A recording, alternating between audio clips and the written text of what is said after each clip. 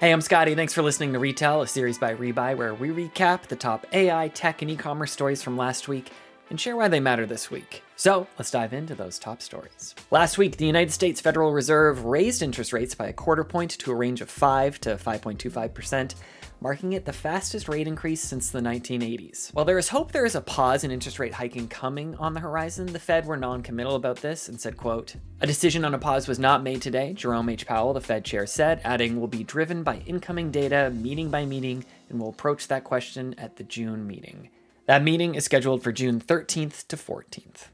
Shopify announced on Thursday of last week that they were laying off 20% of their workforce, as well as selling their logistics business to Flexport for roughly 13% in stock. The layoff affects more than 2,000 people and comes 10 months after the e-commerce brand laid off roughly 1,000 people. The news follows a trend enacted by many big tech companies across the world, from Netflix to Google to Meta to Apple, as every business grapples with current economic headwinds. This year alone, 660 tech companies, as of this recording, have laid off over 191,000 people, according to data from layoffs.fyi. As someone who's been laid off multiple times in their career, just lucky I guess, there's no getting around it. Layoffs suck. They're the worst. But the main thing I want you to focus on, if you have been laid off and you're listening to this, is your self-worth is in no way related to your job or your job title. You are going to get through this. We've attached some resources in the show notes if you want to check that out. Hang in there. But remember, you're going to get through this. All right, one of my favorite stories from last week. What if Wes Anderson directed Star Wars? Take a listen to this. In a galaxy far, far away, prepare for a reboot like never before.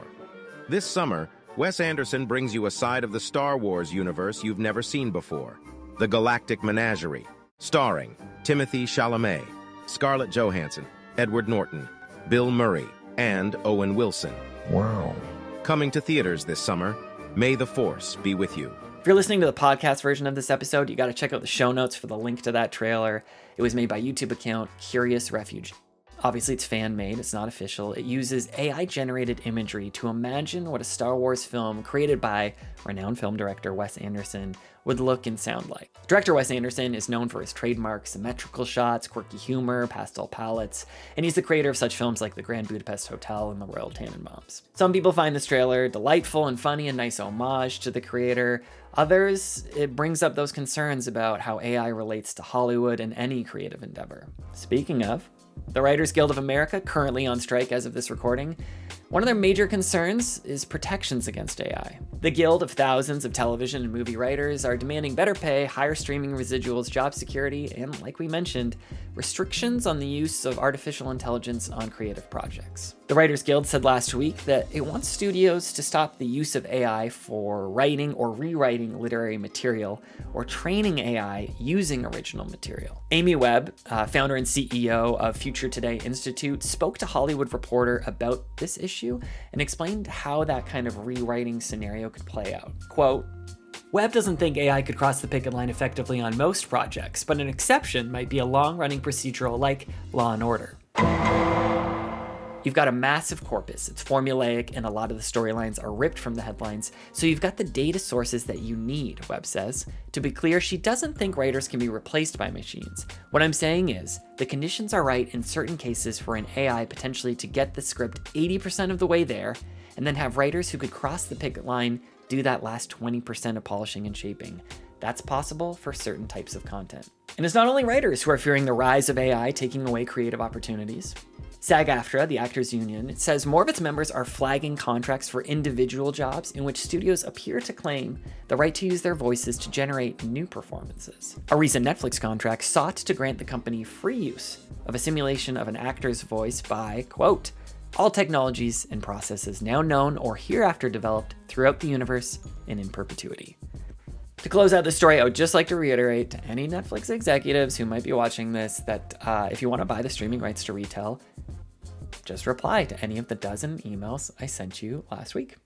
Speaking of the complicated future of AI that is certainly either the doom of civilization or the savior of humanity, or maybe both or somewhere down the middle, the Godfather of AI, Geoffrey Hinton, left his post at Google last week and spoke to the New York Times about the dangers of artificial intelligence. In 2022, Hinton, alongside 2 of his graduate students from the University of Toronto, created a technology known as a neural network, which has become foundational for AI systems across the world. His immediate fears are the internet being flooded with so many false photos, texts, videos, and that the average person won't be able to know what is true anymore, as well that AI will upend the job market by replacing so many human workers.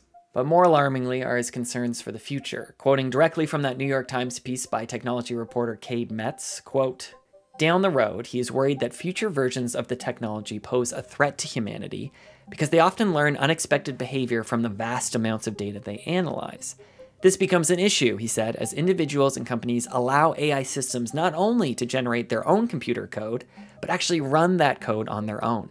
And he fears a day when truly autonomous weapons, those killer robots, become reality." Hinton cites most of his concerns stemming from the AI race between big tech companies like Google and Microsoft, and fears that won't stop without some sort of global regulation. Comparing it to the nuclear arms race, Hinton hopes that the world's leading scientists will come together and collaborate on ways to control the technology, saying, quote, "I don't think they should scale this up more until they've understood whether they can control it." It's a fascinating and at times very unsettling piece, but you should definitely check it out. We linked it in the show notes. The part that stands out the most to me is right at the end of the story, Hinton makes this self-comparison to Robert Oppenheimer, father of the atomic bomb, and just their similar perspective, these brilliant scientists who were racing to create this technology, and now the regret they feel looking back at what they've brought into the world. Very haunting. Sends a chill down your spine. You should check it out. Our last story of the episode is a positive step forward for the future that Hinton desires for AI, and that is that last week, the White House held a meeting with executives from OpenAI, Google, Microsoft, and other tech giants to discuss the risks of artificial intelligence. Vice President Kamala Harris and other officials urged the companies to take responsibility for the safety and security of their products and comply with existing laws to protect the American people. President Biden as well dropped by briefly to the meeting and had this to say. What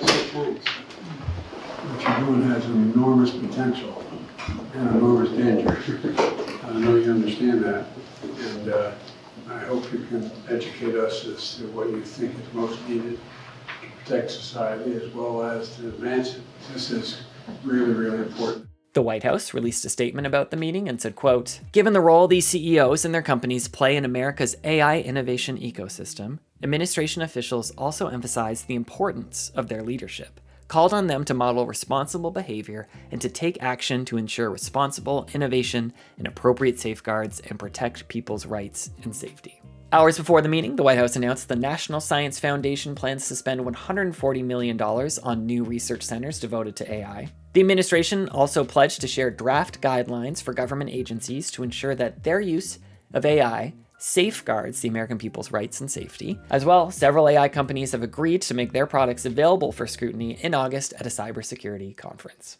That's all for this week's Retell. If you like this episode, please leave us a rating, a review, or subscribe to us on whatever platform you're listening from. Rebuy is the fastest growing app for Shopify Plus and the trusted commerce AI platform for thousands of top brands across the world. Check out RebuyEngine.com to learn how Rebuy's intelligent shopping experiences can boost your business's AOV, conversions, and LTV. That's all for now. We'll be back to retell this week's top stories next Monday, but until then, take care.